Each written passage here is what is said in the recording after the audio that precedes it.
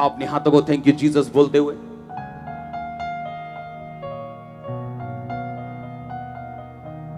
उठाओ अपने हाथों को।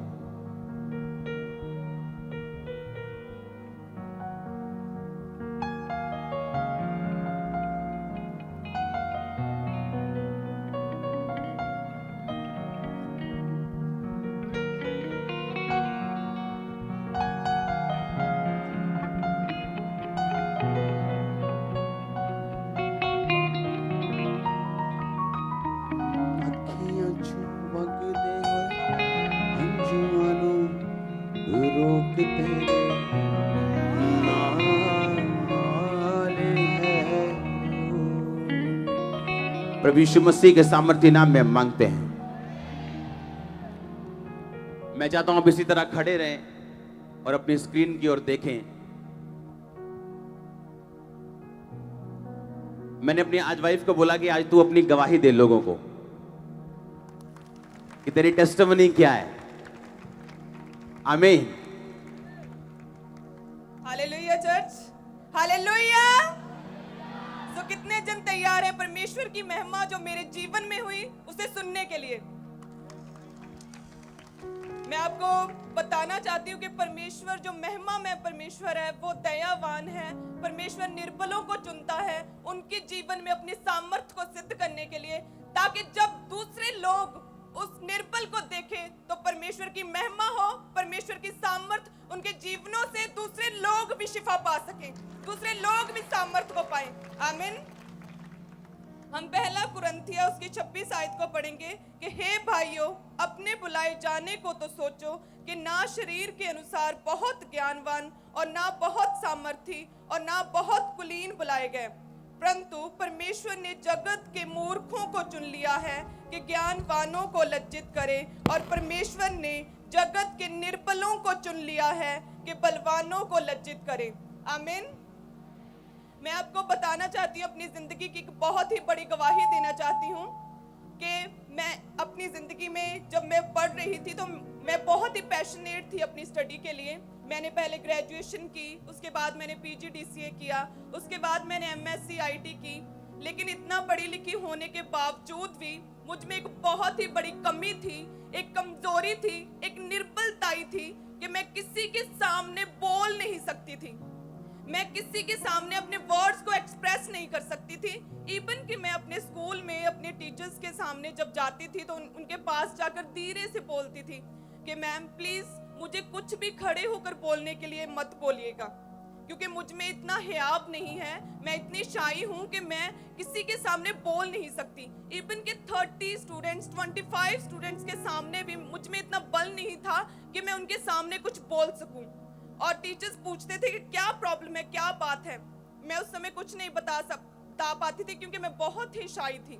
और ऐसा ही चलता रहा, स्कूल, कॉलेज, उसके बाद यूनिवर्सिटी में मैं पढ़ती रही, बहुत पढ़ी, लेकिन इस पढ़ाई का, स्टडी का कोई फायदा नहीं हुआ, क्योंकि जो ज्ञान पर हमें परमेश्वर देता है, चाहे वो स्टडी के थ्रू हो, वह तभी दूसरों के जीवन में काम करता है जब हम बोल के दूसरों को समझा पाते हैं। क्योंकि उद्धार के लिए मुंह से अंगीकार किया जाता है, डिलीवरेंस के लिए भी मुंह से अंगीकार किया जाता है। लेकिन मेरी जिंदगी की ये सबसे बड़ी शर्मिंदगी और निर्बलताई थी कि मैं बोल के किसी से कुछ भी नहीं कह सकती थी, मैं खड़ी होकर लोगों में कुछ भी नहीं कह सकती थी, मैं इतनी कमजोर थी अंदर से। लेकिन और जब ये टीचर के पास जब नए क्लास में जाती थी तो टीचर को स्पेशल मिलती थी ये कि आप मुझे कोई भी ड्यूटी दे दो क्लास में, लेकिन मुझे खड़े होके बोलने के लिए कुछ नहीं कहना, क्योंकि मैं बोल नहीं पाती हूँ, मेरे अंदर पता नहीं क्या चीज प्रॉब्लम है कोई। और ये प्रॉब्लम लगातार चलती रही। लेकिन जब मैंने मसीह को जाना, जब परमेश्वर का मसीह में कैसे आया वो बताओ। मैं, जैसे मेरा पूरा परिवार मसीह में था और वो मुझे परमेश्वर के विषय में बहुत बताते थे कि परमेश्वर सर्वशक्तिमान है, वो इतने चमत्कार करता है, वो एकमात्र जीवित परमेश्वर है, उसके पास जाएं, हम चर्च जाते हैं। लेकिन मैंने उनकी बातों का कभी भी विश्वास नहीं किया था। मैं परमेश्वर की विरोधी थी उस वक्त, मैं परमेश्वर का विरोध करती थी। मैं उदो बिल्कुल भी परमेश्वर ਨੂੰ ਜਾਣਦੀ नहीं ਸੀਗੀ और परमेश्वर ਦਾ विरोध करती सी। अपने पेरेंट्स ਦਾ बिल्कुल भी जो चमत्कारां ਦੇ ਵਿਸ਼ੇ जो परमेश्वर ਦੇ वचन ਦੇ ਬਾਰੇ ਦੱਸਦੇ ਸੀ, मैं बिल्कुल विश्वास नहीं सी करती। लेकिन एक दिन परमेश्वर की अद्भुत कृपा हुई कि ईस्टर वाले दिन ਜਦੋਂ ਮੇਰੀ ਪੂਰੀ ਫੈਮਿਲੀ ਤਿਆਰ ਹੋ ਰਹੀ ਸੀਗੀ ਪ੍ਰਭੂ ਦੇ ਘਰ ਜਾਣ ਦੇ ਲਈ और तब ये खामरा चर्च को जानते भी नहीं थे, ये पूरा परिवार। या तब मैं अपने मेंटर और आपके फादर को बिल्कुल नहीं जानती थी। तो उस वक्त सभी पूरी फैमिली तैयार हो रही थी और मैं ऐसे ही लेटी हुई थी क्योंकि मैंने तो चर्च में जाना नहीं था। मैं आराम से लेटी थी कि आज छुट्टी है, आज संडे का दिन है। तो एकदम से परमेश्वर के आत्मा की सामर्थ मेरी बॉडी पर उतरी और उसी वक्त मेरी पूरी बॉडी पाताल में धंस गई। उसी सुनो समय सुनो सुनो। और सुबह के 6 बजे थे और पूरी बॉडी मेरी पाताल में धंस गई और मेरी आंखें खुली थी, मुंह खुला था। मेरे पेरेंट्स मेरे सामने तैयार हो रहे थे लेकिन मैं कुछ भी बोल नहीं पा रही थी उस वक्त। और ऐसे ही चलता रहा कुछ सेकंड। उसके बाद धीरे धीरे मेरी बॉडी पाताल से ऊपर पृथ्वी के ऊपर आई। मैं अपने बेड के ऊपर फिर से लेट गई और उसके बाद मेरे कानों में आवाज आने लगी कि परमेश्वर तुम्हें बहुत प्रेम करता है। परमेश्वर ने तुम्हें चुना है अपनी महिमा को दिखाने के लिए। परमेश्वर ने तुम्हें चुना है अपनी सामर्थ को दूसरे लोगों में सिद्ध करने के लिए। परमेश्वर तुम्हें बुला रहा है, कम ऑन बेटी, कम टू मी बेटी, मेरी प्रिय बेटी मेरे पास आ।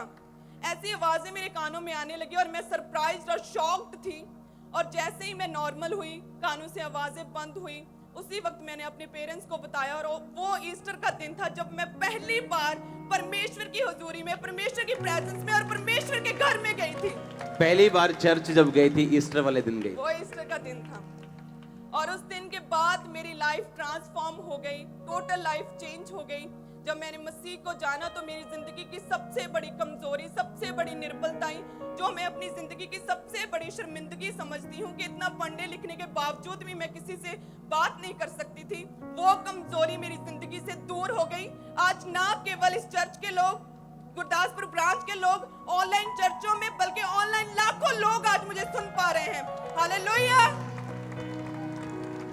उसी तरह से जिस तरह परमेश्वर ने अपने महिमा में, परमेश्वर है अपनी महिमा के धन में से परमेश्वर ने मुझे ये दान दिया कि अपनी आत्मा से भरकर परमेश्वर ने मेरी इनर प्रॉब्लम्स को, मेरी इनर बॉडी में अपनी स्ट्रेंथ को मेरे जीवन में डालकर मुझे अपना बल दिया है। उसी तरह से और जब ये चर्च जाना शुरू हुए थे तो इनके पास, इनके फैमिली के पास किराया नहीं होता था कभी भी। यस, हम फाइनेंशियली इतने सिक थे, इतने गरीब थे, इतना निर्धन परिवार था, इतनी बीमारियों परेशानियों थे, लेकिन कोई भी बीमारी, कोई भी पैसे की तंगी, कोई भी शर्मिंदगी हमें परमेश्वर से कभी भी दूर नहीं कर पाई थी। हम पवित्रता में खड़े रहे, परमेश्वर के वचन पर खड़े रहे। और मैं बताना चाहती हूँ कि जब चर्च आते थे तो इतना किराया भी नहीं होता था कि हम चर्च के लिए जो 100-120 रुपए उस वक्त किराया था कि हम वो पे कर पाए। हमने गांव का एक भी दुकान, जिसे बोलते हैं मनियारी की दुकान, जहां पर सभी बिस्किट्स, नमकीन वगैरह मिलते हैं, कोई भी दुकान, कोई घर नहीं छोड़ा था जिनसे हमने पैसा ना मांगा हो। सिर्फ चर्च आने के लिए, सिर्फ चर्च आने के लिए। क्योंकि जब हमने जान लिया कि 7वें दिन, जो पहला दिन है, उसमें परमेश्वर के घर में आना जरूरी है, तो हमने परमेश्वर के वचन को फॉलो किया। हमने नहीं देखा कि हमारी जिंदगी में क्या प्रॉब्लम्स हैं, क्या गरीबी है, क्या शर्मिंदगी है। हमने परमेश्वर को अपना लिया और सीधा परमेश्वर की ओर चलने लगे। और उसके बाद परमेश्वर ने मेरी जिंदगी में अद्भुत काम किए। आज परमेश्वर मुझे अपनी महिमा के लिए इस्तेमाल कर रहा है। जब ये फैमिली, जब ये चर्च गए तो ऐसा नहीं था कि एक दिन में इनकी प्रॉब्लम सॉल्व हो गई। यस, बहुत सालों तक हम ऐसे दुखों में, बीमारियों में रहे, ऐसे परेशानियों में रहे, लेकिन कोई भी दुख, कोई तकलीफ हमें परमेश्वर से, परमेश्वर के घर से हमें दूर नहीं कर पाई। लगातार हम परमेश्वर के वचन में अड़े और खड़े रहे। इसीलिए आज परमेश्वर ने मुझे अपने दास के लिए, परमेश्वर ने अपनी महिमा के लिए, अपने कामों के लिए परमेश्वर ने मुझे चुना है। आमीन। और जब मेरी इसके साथ मैरिज हुई तो ये बहुत सिंपल थी। ये इतनी सिंपल थी कि मुझे मैसेज आए बहुत सारे लोगों के कि लड़कियां तो बड़ी तैयार श्यार हो कि आपके आसपास फिरती थी, ये सोच के कि आपको बड़ी मॉडर्न लड़कियां पसंद होंगी, आप चंडीगढ़ से पढ़े हो, ये आपने क्या चुना।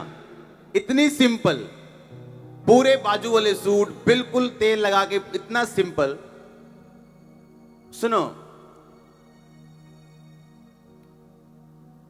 जब इसकी मैरिज हुई तो ये 25 साल की थी। हाँ जी। उससे पहले की लाइफ बताओ अपनी क्या थी। मैं पहले बहुत ही सिंपल थी, बहुत ही सिंपल घराने से थी, गरीब परिवार से थी, लेकिन स्टडी का इतना पैशन था मुझे पढ़ाई करने का। जब स्कूल कॉलेज में भी जाती थी तो बहुत सिंपल, तेल मल के बिल्कुल सीधे बाल, सिंपल सूट, 2-4 सूट होते थे गिनती के, जो डाल के चेंज कर करके कॉलेज में, स्कूल में जाती थी। और बहुत ही शाई थी मैं, हमेशा अपनी लाइब्रेरी में बैठी रहती थी मैं। और कोई लड़का नहीं, कोई बॉयफ्रेंड नहीं, कोई ऐसा चक्कर नहीं जैसे आज होते हैं लोगों। क्योंकि मैं स्टडी में थोड़ी होशियार थी, तो जो क्लास के बॉयज थे, अगर उन्होंने मुझसे नोट्स लेने होते थे तो सबसे पहले वो मुझे दीदी बोलते थे। तो पूरे स्कूल में सभी बॉयज मुझे दीदी बोलते थे यूनिवर्सिटी में, और टीचर्स हैरान थे कि तुम्हें ही अकेली एक ही लड़की को सारे लड़के दीदी क्यों बोलते हैं। वो ही परमेश्वर की महिमा थी, वो परमेश्वर का महिमा में हाथ था मेरे ऊपर कि परमेश्वर ने मुझे संभाल के रखा ताकि आज मैं लाखों रूहों को बचा पाऊं। आमीन। और ये इसको नहीं मालूम, ये मेरी प्रेयर थी कि परमेश्वर जब भी मेरी मैरिज हो तो एक क्लीन लड़की के साथ हो, जैसे मेरी लाइफ। आमीन। तो आप इमेजिन कर सकते हो कि अगर एक बंदा पवित्रताई में कहां भी क्यों ना हो, बाइबल कहती, परमेश्वर ने कहा कि मैंने जगत के, कहता परंतु परमेश्वर ने जगत के मूर्खों को चुन लिया। कहता परमेश्वर ने इसलिए चुना जगत के मूर्खों को कि वो ज्ञानवानों को लज्जित कर सके। बैठ जाओ सब जन अपनी बॉडी में, आत्मा में आप हमारे साथ खड़े हैं। गुरदासपुर बैठ जाओ, सब जगह लोग बैठ जाओ। उसमें लिखा परमेश्वर ने जगत के निर्बलों को चुन लिया कि वो बलवानों को लज्जित करें। आमीन। कहता परमेश्वर ने तुम्हें इसलिए नहीं चुना आज प्रचार करने के लिए कि तुम बड़ा अच्छा बोलती थी या तुम पढ़ी लिखी थी। आज परमेश्वर ने ऐसे बंदे को चुना जो स्पेशल क्लास में जाके बोलता था कि भाई साहब मुझे खड़े होने के लिए नहीं बोलना, कुछ मर्जी काम कर लो, झाड़ू मरवा लो, पोछा मरवा लो, मॉनिटर बना दो, कुछ भी कर लो, मुझे खड़े होकर कुछ स्पीच देने के लिए नहीं बोलना है। और परमेश्वर ऐसे ही व्यक्ति को चुनता है कि कल को वो ये ना कहे कि मेरी ताकत की वजह से मैं बोल रहा हूं।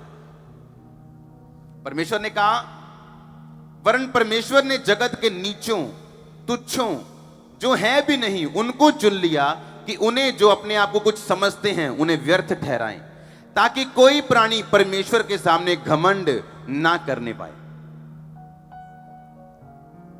आप में से कितनी बहनें यहां पे होंगी जो आज गरीब होंगी, कितने भाई यहां पे होंगे जो गरीब परिवार से होंगे। तो आपके स्पिरिचुअल मदर की टेस्टिमनी आपके लिए एक ब्लेसिंग है कि आप कहीं से भी खड़े हो सकते हो। आपकी गरीबी मायने नहीं। इमेजिन करो, इनके घर रिश्तेदार जब आते थे तो बोलते थे कैसे हो तुम, तो क्या जवाब देते थे आपके फैमिली जो थी? तो हम हमेशा अपने शब्दों से, हमेशा हम अपने नेचर से परमेश्वर की महिमा करते थे कि हम बहुत खुश हैं, हम बहुत खुश हैं मसीह को जान के, हम अपने परिवार में बहुत सुखी हैं। और अभी गवाही नहीं आई थी परिवार में, अभी थोड़ी थोड़ी गवाहियां शुरू हुई थी, अभी बड़ी गवाही नहीं आई थी परिवार में। लेकिन जब भी लोगों ने पूछना भाई तुम कैसे हो, तुम चर्च जाना शुरू हो गए, क्योंकि यही थे उस गांव में जो सभी अन्य जातियों से भरा हुआ गांव है, कि तुम अभी चर्च जाते हो, कैसे हो तुम। तो हम खुल के मसीह की प्रशंसा करते थे परमेश्वर की, वो सामर्थी परमेश्वर है। हम बहुत खुश हैं, हम अपनी जिंदगी में हर एक दुख से हमने शिफा पा ली है। हमने कभी भी अपने मुंह से ये नहीं बोला था उस वक्त कि हम दुखी हैं, हम बीमार हैं, हम परेशानी में हैं। नो, हमने हमेशा परमेश्वर की अपने शब्दों से महिमा की थी। और आज वैसा ही हुआ, और सेम वैसा ही हुआ जैसा हमने अंगीकार किया था। और ये 3 बेटियां और 1 बेटा है, ये 3rd बेटी है। yes. जब ये हुई थी तो लोग रोए थे, इसकी फैमिली रोई थी, इसके पापा के और मदर को छोड़ के। yes. मेरे पेरेंट्स को छोड़कर सभी गांव के लोग हमारे पास अफसोस करने के लिए आ रहे थे जब मेरा बर्थ हुआ, कि पहले ही ऑलरेडी 2 गर्ल्स थी, अभी एक और तीसरी बेटी हो गई। तो सभी दुखी थे, सभी दुख के साथ मम्मा पापा के पास आ रहे थे कि अब ये क्या हो गया। लेकिन मेरे फादर बहुत ही खुश थे, उन्होंने बोला कि ये परमेश्वर ने दिया है, ये रब ने दी है, तो परमेश्वर आप ही देखूगा। मेरे फादर ने वर्ड्स बोले सी, उन्होंने पूरा एंजॉय सेलिब्रेट किया सी मेरे बर्थ नु, मेरे फादर और मदर ने। लेकिन बाकी सारे साडे रिश्तेदार, साडे पिंड दे लोग सारे बहुत दुखी सी कि तीसरी कुड़ी फेर आ गई, क्योंकि तीसरा मुंडा चाहिए सी इन्हां नूं, क्योंकि पहला बेटी सी, दूजी बेटी सी, और जो तीजी बेटी हुई तो फिर मतलब रिश्तेदार मतलब अफसोस मनाने लिए आ रहे थे, मतलब रो के, कोई रो के दिखा रहा सी, कोई अफसोस मना रहे, कोई विरोधी खुश हो रहे थे कि लो ये तीजी कुड़ी हो गई। पर अगर आप ध्यान से देखो, इसी 3rd लड़की ने अपनी फैमिली का बेटा बन गई है ये। लोगों में जो हमारी कमजोरियां थी वो अब हमारे घमंड का कारण बन गई हैं। अब लोग जान गए हैं कि वाकई मसीह परमेश्वर जीवित परमेश्वर है, वो सामर्थ्य और वो सब कुछ करने की सामर्थ्य रखता है। अब हमारे गांव के बहुत से लोगों ने मसीह को जान लिया है, बहुत से लोग मसीह में आ गए हैं। अब मेरे फादर मदर अभी परमेश्वर की फुल टाइम सेवकाई में है, मेरा पूरा परिवार अब परमेश्वर की सेवा में है। और ये सिर्फ और सिर्फ हुआ क्योंकि पहले हमने फेथ रखा, हम विश्वास में अड़े और खड़े रहे। हमने अपने दुखों में, तकलीफों में, कमजोरियों में कभी भी डगमगाए नहीं, हमने कोई डाउट नहीं किया। हमने सिर्फ यही सोचा कि अगर लाखों लोगों को परमेश्वर बचा सकता है, इतनी गवाहियों को हमने सुना, तो परमेश्वर एक दिन हमारी जिंदगी में भी जरूर कोई गवाही पैदा करेगा। हम विश्वास में अड़े और खड़े रहे। कोई किराया ना होने के बावजूद भी हर संडे पैसे मांग मांग कर हम मसीह के घर में परमेश्वर की प्रेजेंस में आते रहे, पवित्रताई में रहे, परमेश्वर के वचन पर चलते रहे। और परमेश्वर ने एक दिन अपनी दया की निगाह मुझ पर की और परमेश्वर ने अपने कामों के लिए मुझे चुना। आमीन। जोर से बोलो हालेलुया। हालेलुया। तारीफ करो इस सरमन के लिए, आज इस प्रचार के लिए जोर से। आमीन। थैंक यू जीसस बोल दो ऊंची आवाज में, जोर से जोर से जोर से ऊंची आवाज में अपने हाथों को उठा के थैंक यू जीसस। मीठा करो, इस ऊंचा करो।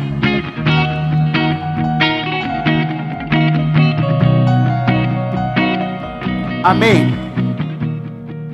आप तैयार हैं परमेश्वर की महिमा के लिए? आप जानते हैं वो कैसे अपनी महिमा को लेता है? हाँ, कहता है जगत के मूर्खों को चुन लिया समझदारों को लज्जित करने के लिए। आपके मोहल्ले नगरों के बड़े लोग जो अपने आप को समझदार और बुद्धिमान समझते हैं और समझते हैं ये इन्नू की पता चर्च चला गया, धर्म बदल लिया। परमेश्वर कहता है मैंने तुझे चुना उन्हें शर्मिंदा करने के लिए, क्योंकि एक दिन वही लोग तेरे पीछे चलेंगे और चर्च में बैठे होंगे यीशु मसीह के नाम में। यस, अगर आमीन ऊंचा तो आशीष आपकी। कहता मैंने जगत के तुच्छों को तुच्छ, हाँ बोलते नहीं तेरे साथ पानी नहीं पीऊंगा, तू छोटी जाति का है, घर में नहीं आना, खाना खाने बर्तन तेरे अलग होंगे, हमारे साथ नहीं सोना। परमेश्वर कहता मैंने तुझे चुन लिया जो अपने आप को कुछ समझते हैं उन्हें लज्जित करने के लिए। और जो लोग आपके साथ ऐसा बिहेव करते हैं आपसे प्रार्थना करवाने के लिए सिर नीचे करके आने वाले हैं। अगर खुदा का आत्मा आपके अंदर है तो, अगर आप पवित्रताई में है तो आओ आमीन ऊंचा आशीष ऊंची।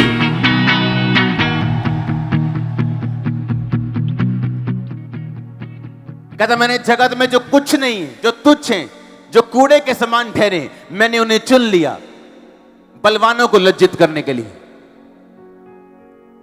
मैंने कमजोरों को चुन लिया ताकि कोई प्राणी परमेश्वर के सामने घमंड ना करने पाए। इसलिए आज मैं ऐसा नहीं बोलता मैं कंप्यूटर इंजीनियर था, प्रभु ने मुझे चुन लिया। कंप्यूटर इंजीनियरिंग करने के बाद मैं मेंटली अपसेट हुआ और सब इंजीनियरिंग पानी में चली गई।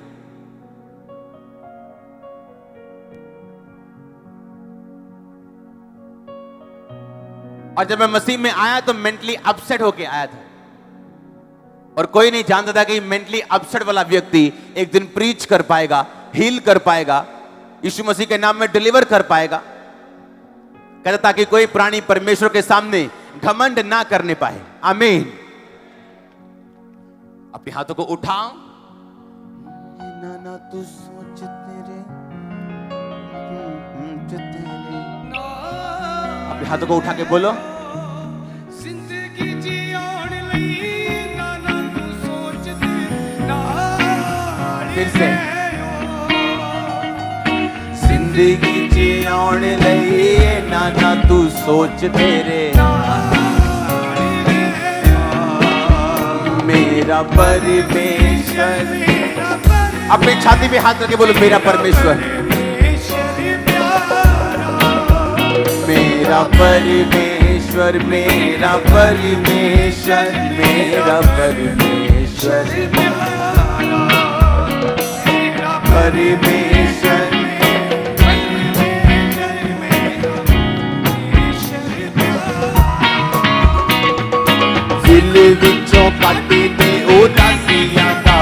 बोझ तेरे नाल ले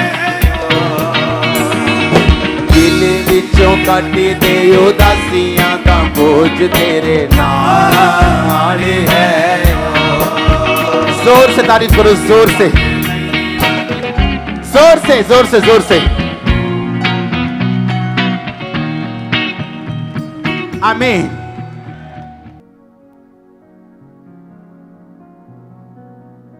अगर आप निर्बल हैं, कमजोर हैं, तुच्छ हैं, गरीब हैं, तो परमेश्वर ने कहा मैंने तुझे चुना। परमेश्वर कहता है इजरायली जाति को मैंने इसलिए चुना क्योंकि वो थोड़े थे, वो कमजोर थे, और पूरी दुनिया में बड़ी बड़ी जातियां थी। परमेश्वर ने कहा मैंने इजरायलियों को इसलिए चुना क्योंकि तुम थोड़े थे और कमजोर थे, ताकि मैं तुम्हें चुन के पूरी दुनिया में अपनी महिमा दिखाऊं। आज अमेरिका भी इजराइल के सामने बोलता नहीं, सुपर पावर कोई इजराइल के सामने बोलती नहीं, क्योंकि खुदा का देश है इजराइल देश। और मैं आपको बताना चाहता हूं इजराइल देश गोरों का देश नहीं, इजराइल एशिया में है। वो एशिया में, वो एशिया का देश है जहां गोरे नहीं रहते, जहां हम जैसे लोग रहते हैं, मीडियम, ना गोरे ना काले। आमीन। परमेश्वर ने कहा मैंने तुम्हें चुन लिया अपनी महिमा के लिए। परमेश्वर के चुनाव को सिद्ध करने के लिए आपको उसमें खड़े रहने की जरूरत है। अगर बीच में शरीर घुसेड़ोगे तो वो अपने चुनाव को सिद्ध नहीं कर पाएगा। बीच में पाप को घुसेड़ोगे तो वो अपने चुनाव को सिद्ध नहीं कर पाएगा। परमेश्वर ने कहा अपने चुने जाने को सोचो कि तुम्हारा चुनाव हो गया, इसलिए अपने चुनाव को सिद्ध करो और परमेश्वर की भली इच्छा, सिद्ध इच्छा अनुभव से मालूम करते रहो। अपने शरीरों को और शरीर के अंगों को धर्म के हथियार होने के लिए सौंप दो। अपने शरीर को वैश्या के अंग मत बनाओ व्यभिचार करके, अपने शरीर को अधर्म के हथियार मत बनाओ। परमेश्वर ने कहा अपने शरीर को सौंप दो ताकि वो अपने चुनाव को सिद्ध कर सके, क्योंकि परमेश्वर ने किसी काम के लिए, किसी सोच के लिए, किसी बुलाहट, किसी बड़ी योजना के तहत आपका चुनाव किया। और ये चुनाव शारीरिक नहीं, ये चुनाव इत्तेफाक का नहीं। आप यहां इत्तेफाक से आज नहीं आए हो, खुदा का आत्मा आपको लेके आया, यहां पे उसके दूत लेके आए। आमीन। जितना ऊंचा ब्लेसिंग उतनी ऊंची चर्च। धार्मिकता के लिए मन से विश्वास किया जाता है और उद्धार के लिए मुंह से अंगीकार। आप जानते हैं मुंह और तलवार एक ही शब्द है बाइबल में। परमेश्वर ने कहा मेरा वचन दो धारी क्या है? धार का मतलब और मुंह का मतलब एक ही है बाइबल में। धार का मतलब है स्टोमा ग्रीक भाषा में, और मुंह का मतलब भी है स्टोमा। कहता मेरा वचन दो धारी तलवार है, यानी आपके मुंह से जो शब्द निकलते हैं वो एक धार की तरह होंगे।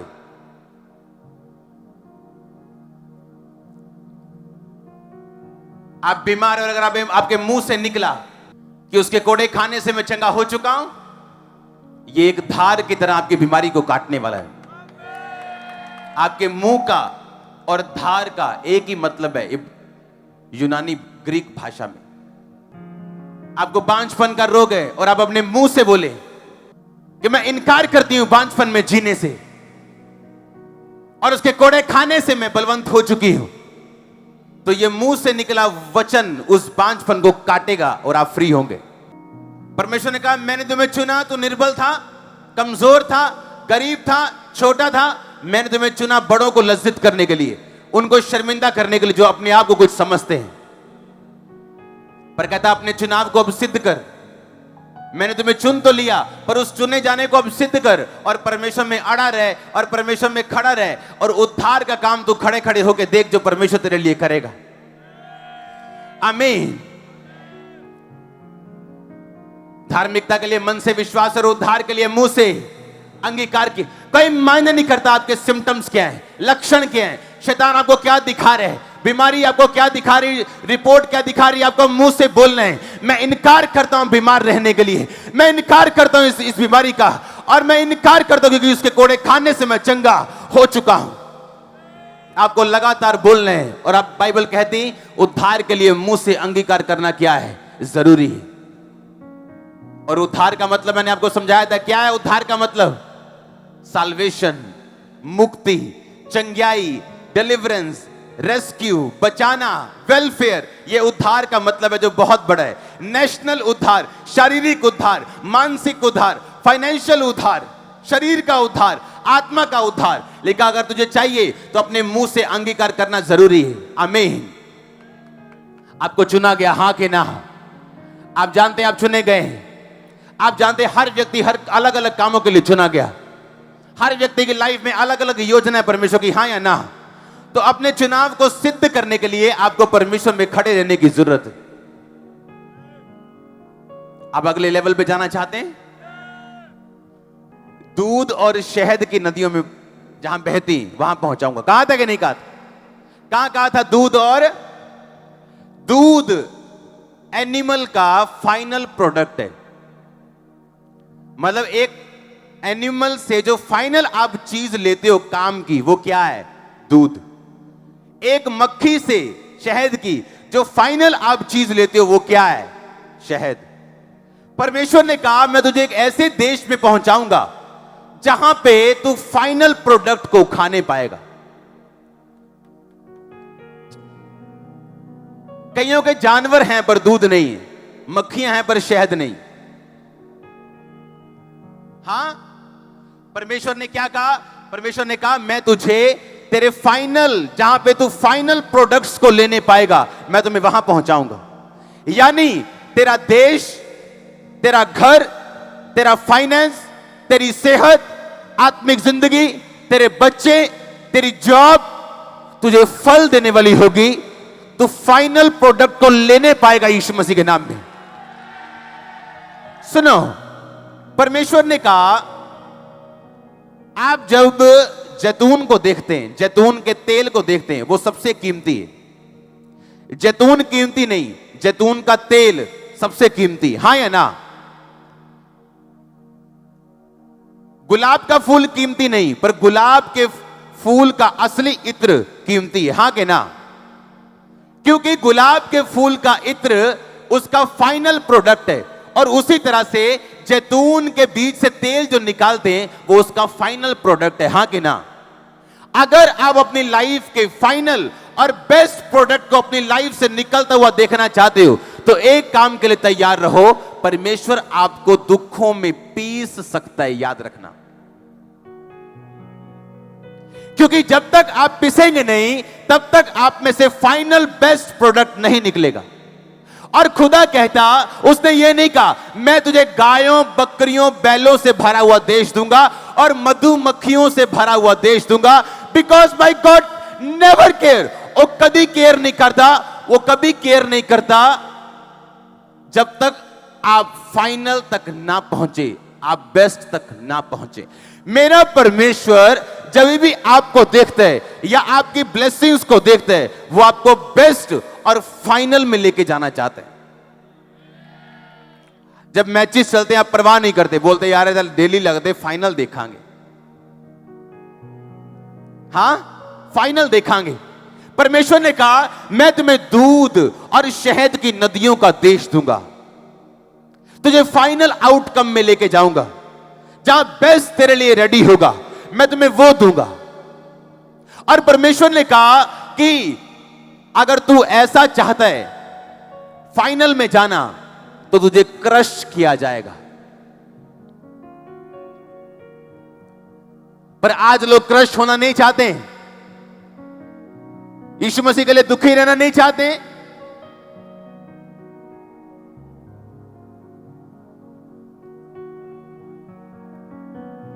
अगर प्रभु आपको दुखों की अग्नि में से अभी निकाल के कहीं भेजे तो आप धूम मचा देंगे कल सुबह प्रेयर कि खुदावंद ये क्यों किया, ये क्यों होया, मेरे नहीं ऐसा क्यों होया। देख मैं बाइबल भी पढ़दा, हुण मैं पवित्रताई दे विच भी हां, मैं रोजे भी रखदा, पर मेरा ये काम क्यों नहीं होया, या हुण मैं उल्टा होर दुखी क्यों हां।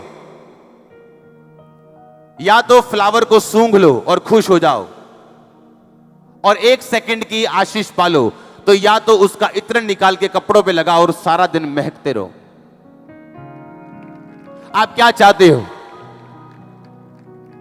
परमेश्वर ने मुझे बताया जो लोग अगले लेवल पे जाने के इच्छुक हैं, उन्हें दुखों में रह के परख के लिए तैयार रहना चाहिए।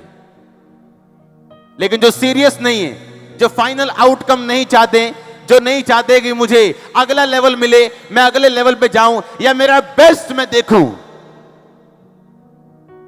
तो आपको उस मशीन की जरूरत नहीं जो जैतून को कूट कूट के उसका तेल निकालती, और उसका तेल जब 1000 रुपए लीटर बाजार में मिलता है तो लोग लेते भी हैं। आपका बेस्ट परमेश्वर नहीं निकाल सकता अगर आप दुखों में उसके साथ खड़े नहीं रहेंगे तो। इमेजिन करो, क्या परमेश्वर मुझे ऐसी लड़की से शादी करने देता जो दुखों में अपने घर बैठी होती, कुड़कुड़ा रही होती परमेश्वर के साथ? नो। आप दुखों में फेथफुल हैं, यह दर्शाता है कि आप जब गवाही आएगी तभी भी आप फेथफुल रहेंगे, ज्यादा मिलेगा तो भी आप फेथफुल रहेंगे। परमेश्वर ने कहा जब तुम नाना प्रकार की परीक्षाओं में पढ़ो तो रो, ऐसा लिखा। पिट्टो लिखा ऐदा, जोर जोर ना वाजा मारो, ऐदा लिखा। क्या लिखा? कहता जब तू नाना प्रकार की परीक्षाओं में पढ़े तो इसको पूरे आनंद की बात समझना, आनंद की।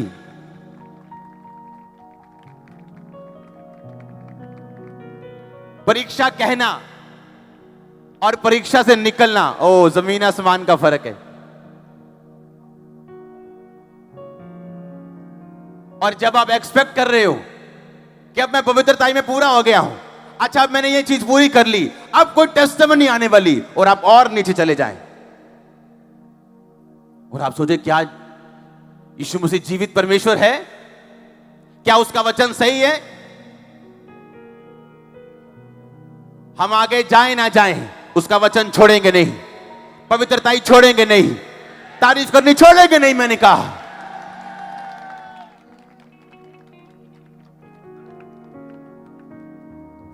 हालेलुया।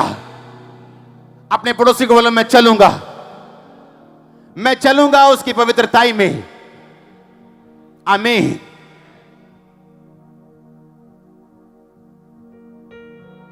परमेश्वर ने कहा अगले लेवल पे जाने के लिए तुम्हें क्रशिंग से होकर निकलना पड़ता है, तुम्हें क्रश किया जाता है। अगर तेल निकालना है तो, अगर फूलों में से तुम्हें इत्र निकालना है तो उसको मसला जाता है, और हजारों फूल गुलाब के एक बूंद इत्र पैदा करते हैं सिर्फ।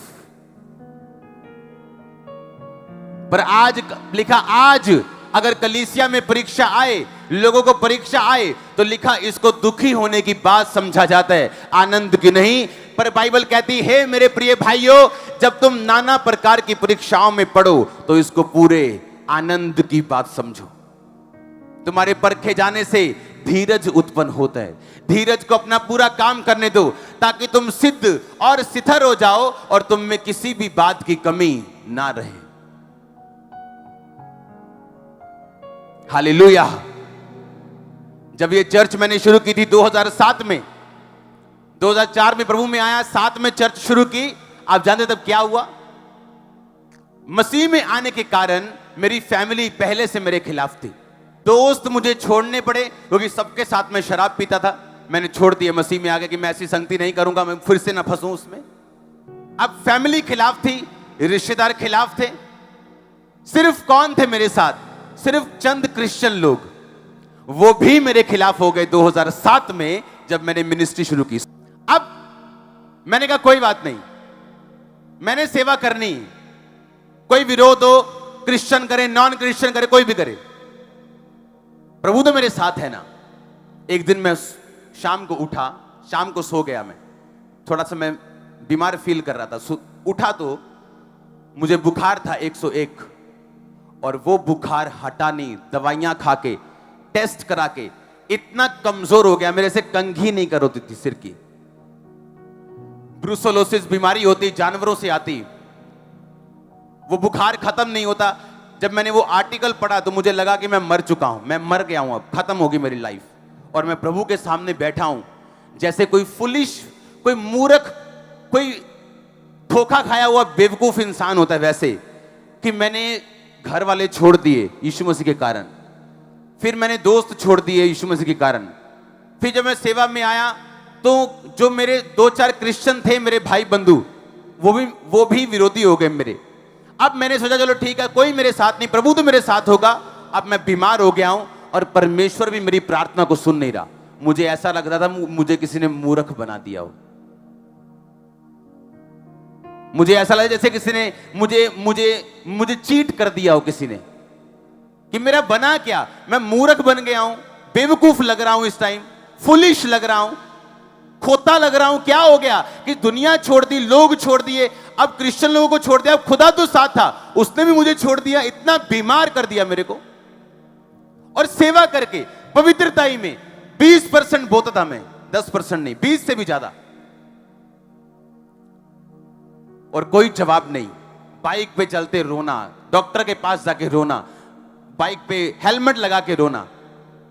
अप्रैल रोता रहा, आगे महीना मई रोता रहा, मई अप्रैल में शुरू हुआ था ये अटैक, अप्रैल मई रोता रहा, जून रोता रहा, जुलाई रोता रहा, और जुलाई में ये चर्च स्टार्ट हो गई थी। पर इस चर्च को स्टार्ट करने से 4 महीने पहले मैं नरक से निकला हूं, लेकिन आज स्वर्ग में हूं।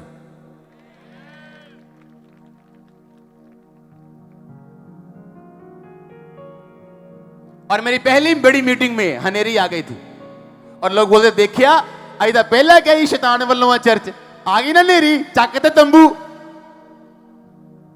मैंने कहा चिंता मत करो, सत्य प्रताड़ित किया जा सकता है, उसको हराया नहीं जा सकता, उसकी खिलाफत की जा सकती, उसको बढ़ने से रोका नहीं जा सकता। आमीन। इस चर्च को जहां बैठ के मजा लेते हो हर संडे खुदा की हीलिंग का, इसको शुरू करने से पहले जो मैं निकला हूं वो मैं जानता हूं, और सेवा करते हुए बीमार रहा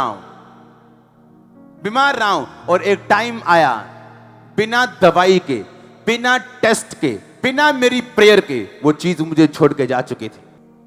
मैं अपनी वाइफ को हंसता हूं, मैंने कहा सेम ग्रेस रिसीव करनी फेसबुक पे। आमीन।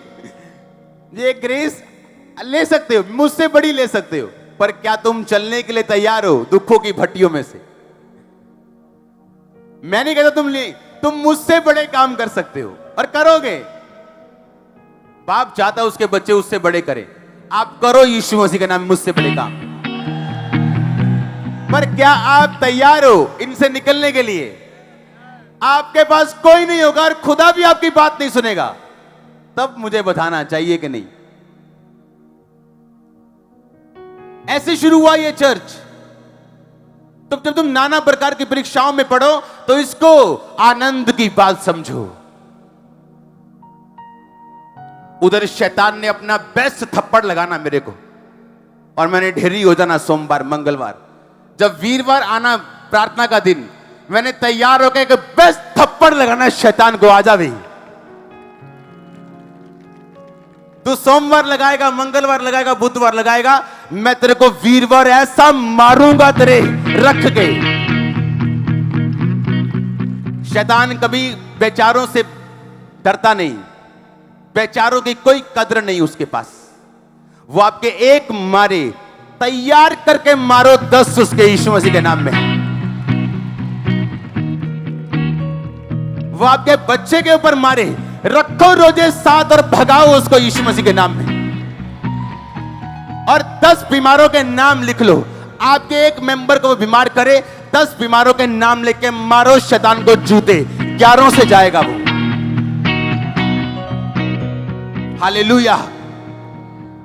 मैं जानता हूं परमेश्वर ने किस तरीके से मुझे दाऊद कहता जब मैं शेर के सामने था खुदा ने मुझे बचाया, मैंने शेर को मार दिया। मैं भालू के सामने था, खुदा ने मुझे बचाया, मैंने भालू को मार दिया। अब इस गोलियत को भी मैं मार दूंगा। परमेश्वर आपको ग्रेटनेस में कैसे लेके जाएगा अगर आपने शेर भालू नहीं मारे तो? जब शेर भालू सामने आते हैं तो वो मौत होती जो सामने आती। आपको लगता है ले भी मैं तो खुदा दियां वड्डियां वड्डियां गल्लां करने लगे, चर्च शुरू करने लगा ही मैं तो मर चला, मैं तो फिनिश हो गया हूं, क्या करूंगा अभी? जब आप फिनिश हो जाते हैं अपने दिल में, खुदा कहता तेरी काउंटिंग अभी स्टार्ट हुई, मैंने तो अभी शुरू भी नहीं किया। खामरा चर्च तो अभी शुरू हुई है, ये बड़ी थोड़ी है अभी, ये तो शुरू हुई है। सोचो अभी शुरू हुई है, अभी हम प्रैक्टिस कर रहे हैं चर्च के, चर्च थोड़ी कर रहे हैं अभी प्रैक्टिस चल रही है। सोचो अगर प्रैक्टिस 1 लाख लोगों में, तो असली वाला शो कितने लोगों में होगा? हमें। और परमेश्वर मुझे दिखा रहा था सिर्फ गुरदासपुर चर्च नहीं, ये चर्च ब्रांचेस फ्लड की तरह आने वाली, ये बाढ़ की तरह आने वाली। आप इमेजिन करो, चर्च का पहला संडे है गुरदासपुर और लोग तंबुओं में बैठे हैं, और यहां भी फुल है, सेक्शंस, ओवरफ्लोज।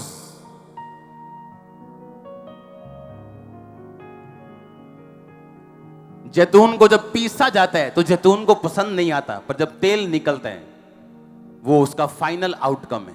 परमेश्वर नहीं परवाह करता किसी भी चीज की शुरुआत की, पर उसका फाइनल आउटकम क्या है, फाइनल क्या निकलता है, वो इस चीज की परवाह करता है। इसीलिए वो दुखों में आपकी सुनता नहीं। कई बार आपको दर्द दूर कर प्रभु, वो सुनता नहीं। आप बोले दुख दूर कर, वो सुनता नहीं, क्योंकि उसे आपका लास्ट जो निकलना है उससे प्रेम है।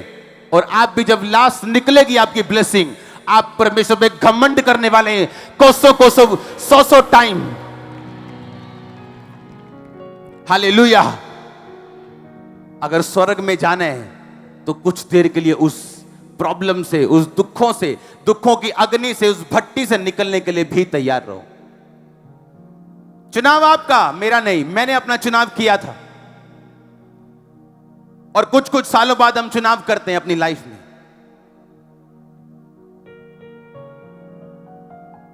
आज तो एक वीजा ना लगे, बोलते हैं हम चर्च नहीं जाएंगे, वीजा नहीं लगा, तो परमेश्वर तुम्हें मिस नहीं करेगा। उसने कुछ करना नहीं है तुम्हारे लिए, कहता मैं कर चुका हूं, इट इज फिनिश्ड, सब पूरा हुआ। आज थोड़ा सा दुख आए कलीसिया को, तो देखने वाले होते हैं उनकी शक्लें।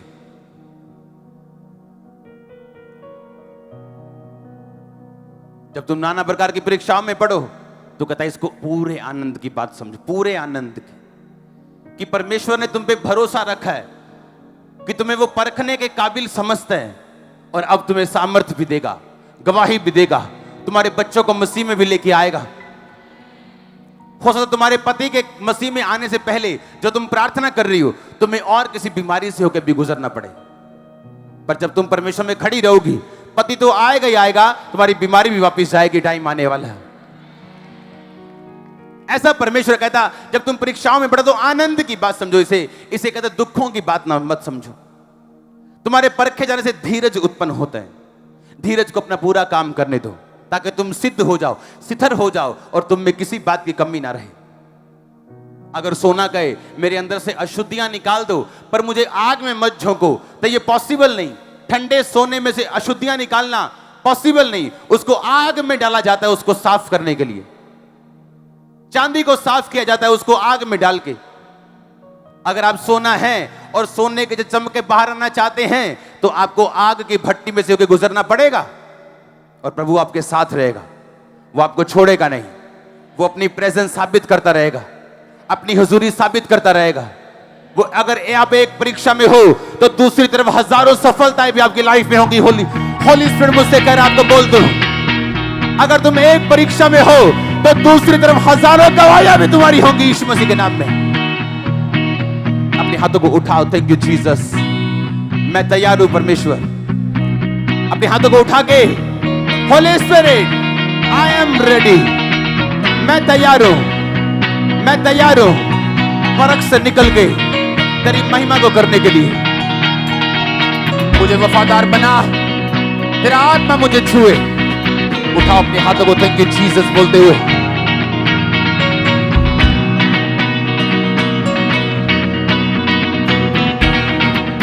प्रभु यीशु मसीह के सामर्थी नाम में हम मांगते हैं।